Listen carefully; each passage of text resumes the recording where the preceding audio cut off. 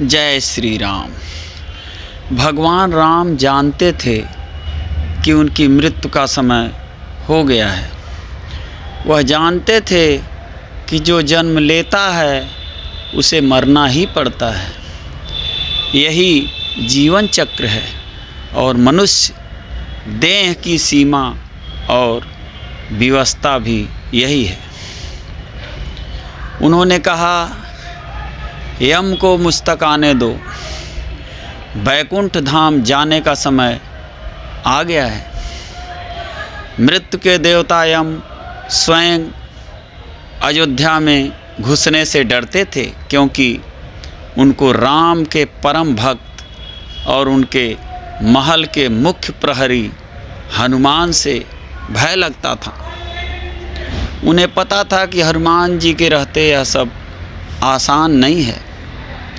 भगवान श्री राम इस बात को अच्छी तरह से समझ गए थे कि उनकी मृत्यु को अंजनी पुत्र कभी स्वीकार नहीं कर पाएंगे, और वो रौद्र रूप में आ गए तो समस्त धरती कांप उठेगी। उन्होंने सृष्टि के रचयिता भगवान ब्रह्मा से इस विषय में बात की और अपने मृत्यु के सत्य से अवगत कराने के लिए राम जी ने अपनी अंगूठी को महल के फर्श के एक छेद में गिरा दिया और हनुमान से इसे खोज कर लाने के लिए कहा। हनुमान ने स्वयं का स्वरूप छोटा करते हुए बिल्कुल भंवरे जैसा आकार बना लिया और अंगूठी को तलाशने के लिए उस छोटे से छेद में प्रवेश कर गए। वह छेद केवल छेद नहीं था, बल्कि एक सुरंग का रास्ता था जो पाताल लोक के नागलोक तक जाता था। हनुमान नागों के राजा वासुकी से मिले और अपने आने का कारण बताया।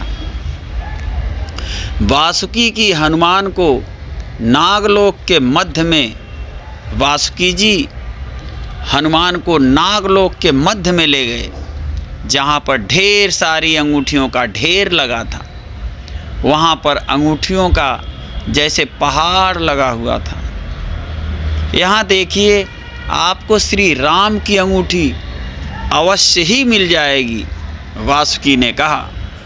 हनुमान जी सोच में पड़ गए कि वो कैसे उसे ढूंढ पाएंगे। यह भूसे में सुई ढूंढने जैसा था, लेकिन उन्हें राम जी की आज्ञा का पालन करना ही था।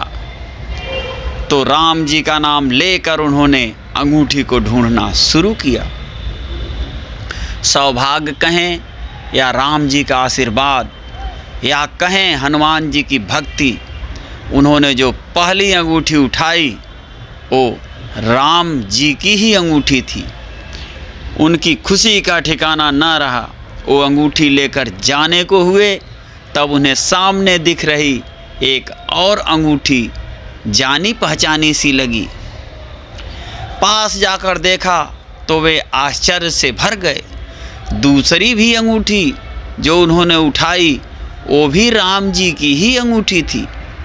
इसके बाद तो वो एक के बाद एक अंगूठियाँ उठाते गए और हर अंगूठी श्री राम की ही निकलती रही। उनकी आंखों से अश्रुधारा फूट पड़ी। वासुकी जी, यह प्रभु की कैसी माया है? यह क्या हो रहा है? प्रभु क्या चाहते हैं? वासुकी जी मुस्कुराए और बोले, जिस संसार में हम रहते हैं वो सृष्टि व विनाश के चक्र से गुजरती है, जो निश्चित है, जो अवश्यम भावी है। इस संसार के प्रत्येक सृष्टि चक्र को एक कल्प कहा जाता है। हर कल्प के 4 युग या 4 भाग होते हैं। हर बार कल्प के दूसरे युग में अर्थात त्रेता युग में राम अयोध्या में जन्म लेते हैं। एक बानर इस अंगूठी का पीछा करता है, यहाँ आता है और हर बार पृथ्वी पर राम मृत्यु को प्राप्त होते हैं। इसलिए यह सैकड़ों हजारों कल्पों से चली आ रही अंगूठियों का ढेर है। सभी अंगूठियाँ वास्तविक हैं, सभी श्री राम की ही हैं। अंगूठियाँ गिरती रही हैं और इनका ढेर बड़ा होता रहा। भविष्य के रामों की अंगूठियों के लिए भी यहाँ पर्याप्त स्थान है।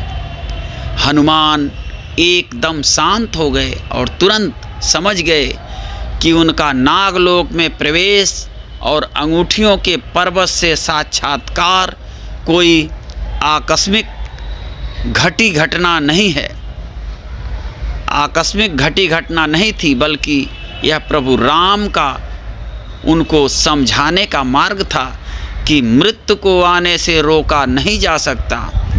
राम मृत्यु को प्राप्त होंगे ही, पर राम वापस आएंगे। यह सब फिर दोहराया जाएगा। यही सृष्टि का नियम है। हम सभी बंधे हैं इस नियम से। संसार समाप्त होगा, लेकिन हमेशा की तरह संसार पुनः बनता है और राम भी पुनः जन्म लेंगे। प्रभु राम आएंगे, उन्हें आना ही है, उन्हें आना ही होगा। प्रेम से बोलिए जय श्री राम, जय श्री राम।